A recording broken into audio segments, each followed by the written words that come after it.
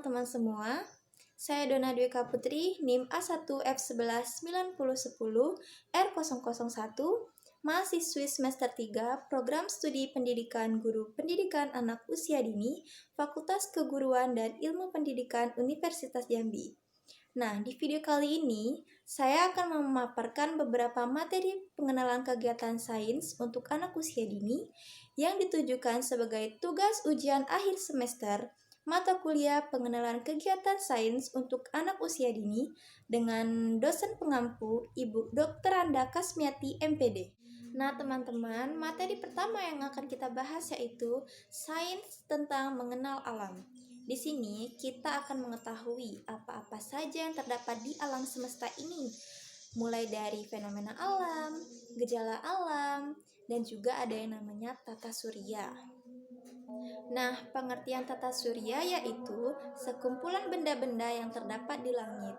Nah, teman-teman tahu nggak sih apa saja sih sekumpulan benda-benda tersebut? Nah, yang pertama, di dalam tata surya itu terdapat yang namanya satu matahari. Teman-teman semua pasti sudah pernah melihat matahari kan? Seperti gambar ini. Nah, jadi matahari ini adalah pusatnya dari tata surya, di mana 98 massa dari tata surya itu terkumpul dari matahari. Matahari juga adalah anggota tata surya yang paling besar. Cahaya matahari ini juga sangat berfungsi loh dan sangat bermanfaat bagi kehidupan kita sehari-hari. Yang pertama, cahaya matahari itu digunakan sebagai sumber energi atau energi panas. Kemudian cahaya matahari juga berfungsi sebagai pengontrol terjadinya siang, malam, pergantian bulan, dan juga pergantian tahun. Anggota tata surya selanjutnya yaitu ada 8 planet, di mana yang pertama Merkurius, Venus, Bumi, Mars, Jupiter, Saturnus, Uranus, dan Neptunus. Di antara ke-8 planet ini ada satu planet tempat kita hidup loh. Apa itu? Yaitu planet ketiga, yaitu planet Bumi. Kenapa planet Bumi? Karena pada planet Bumi inilah terdapat lapisan atmosfer yang sangat dibutuhkan oleh makhluk hidup. Di dalam tata surya juga terdapat benda-benda langit lain yang mengelilinginya loh, seperti komet, meteor, dan benda-benda langit lainnya. Lalu ada juga nih istilah yang disebut revolusi dan rotasi bumi, di mana revolusi itu artinya peredaran planet yang mengelilingi matahari, sedangkan rotasi, planet beredar mengelilingi sumbunya. Adanya rotasi inilah yang menyebabkan adanya peredaran siang dan juga malam. Nah, kemudian ada juga nih yang disebut dengan petir, pelangi, hujan, dan juga banjir. Nah, inilah yang disebut dengan fenomena atau gejala alam yang sering terjadi. Hujan sendiri terjadi akibat adanya proses penguapan air laut yang kemudian uap air ini menjadi embun, lalu ketika udara meningkat, embun tadi berubah menjadi awan yang di dalamnya terdapat butiran-butiran air. Nah, kemudian awan ini akan dibawa oleh angin menuju ke tempat yang lebih rendah, yaitu ke bumi. Lalu jatuhlah butiran-butiran air ini yang disebut dengan hujan. Kemudian setelah hujan juga biasanya akan timbul namanya pelangi. Pelangi sendiri adalah proses pembiasan cahaya.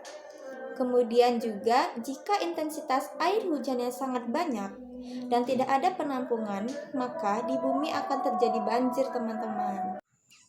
Nah, itulah tadi teman-teman materi mengenai pengenalan alam pada anak usia dini. Di sini, guru dapat mengajarkan anak untuk mengetahui apa-apa saja sih benda-benda atau komponen yang terdapat di alam raya ini. Caranya bisa secara langsung, guru mengajak anak keluar kelas untuk melihat pelangi, untuk melihat matahari, atau juga bisa dengan media cetak seperti ini, di mana guru menyediakan sebuah gambar untuk menunjukkan bagaimana gambar matahari, kemudian bagaimana gambar pelangi, apa-apa saja warnanya. Kemudian juga bagaimana sih bentuk-bentuk dari planet itu.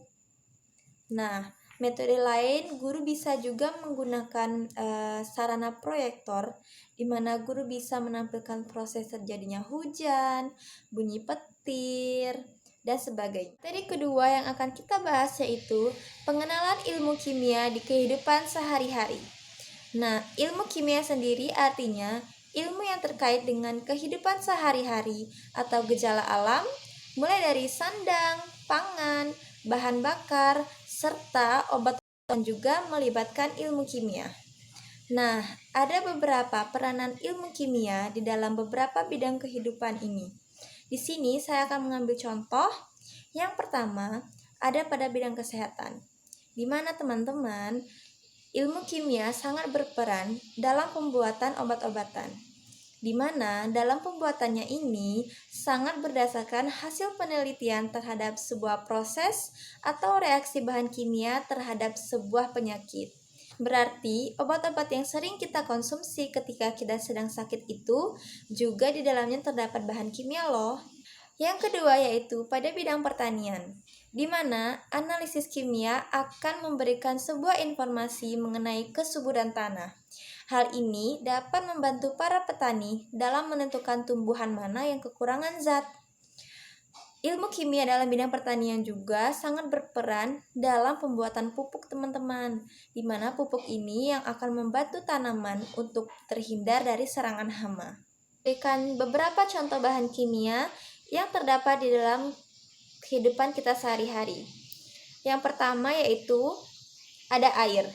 Tahukah teman-teman bahwa air adalah komponen bahan kimia terpenting bagi tubuh manusia, di mana sekitar 80% tubuh kita ini tersusun oleh air. Kemudian ada pasta gigi.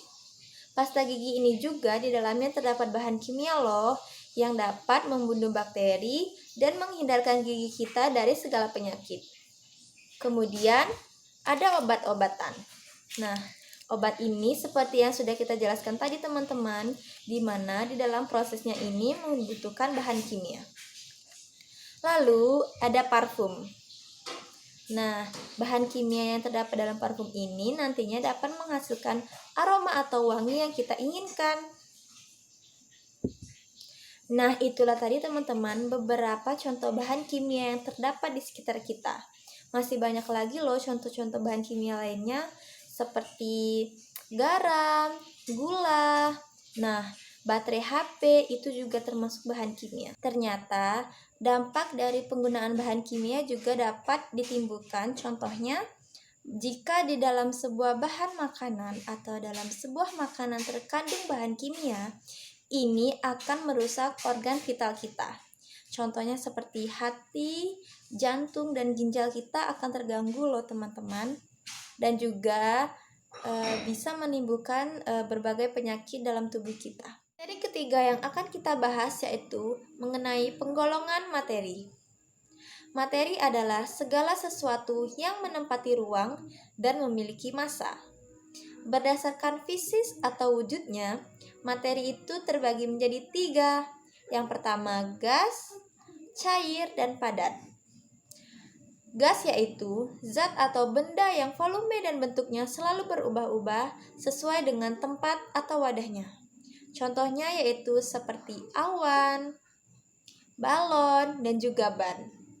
Yang kedua yaitu cairan, di mana artinya yaitu zat atau benda yang volumenya sama tetapi bentuknya selalu berubah-ubah sesuai dengan wadah atau tempatnya. Di sini saya akan mencontohkan air yang terdapat di dalam gelas kecil ini, di mana volume air akan sama, namun bentuknya akan menyesuaikan wadah atau tempatnya. Kemudian yang ketiga yaitu padat, di mana artinya yaitu zat atau benda yang volume dan bentuknya selalu sama dan mempunyai daya tarik-menarik yang sangat kuat dan tidak bias bergerak bebas. Contohnya seperti buku dan ada batu ini. Ada istilah yang disebut dengan kelarutan dan larutan. Nah, apa sih artinya? Yang pertama yaitu larutan. Larutan adalah campuran antara 2 zat atau lebih, di mana zat-zat penyusunnya ini akan saling melarutkan dan zat penyusunnya ini tidak dapat dibedakan lagi secara fisik. Nah, di sini kita akan contohkan, ini ada sebuah air yang akan kita campurkan dengan 1 sendok garam. Lalu kita aduk.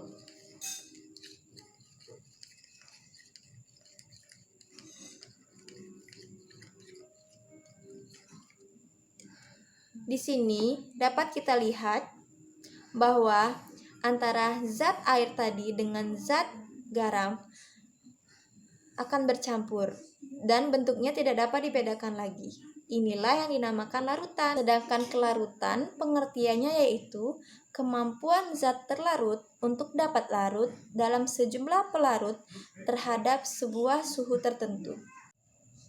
Nah, itulah tadi teman-teman materi kegiatan sains yang dapat saya sampaikan.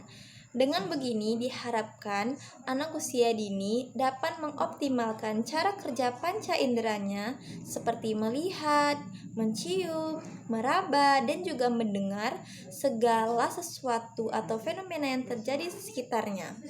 Dan dengan kegiatan sains ini diharapkan juga anak usia dini dapat mengembangkan wawasannya, pengetahuan, serta kreativitasnya. Nah, segitu dulu video kali ini. Semoga dapat bermanfaat bagi kita semua. Sampai jumpa di video selanjutnya.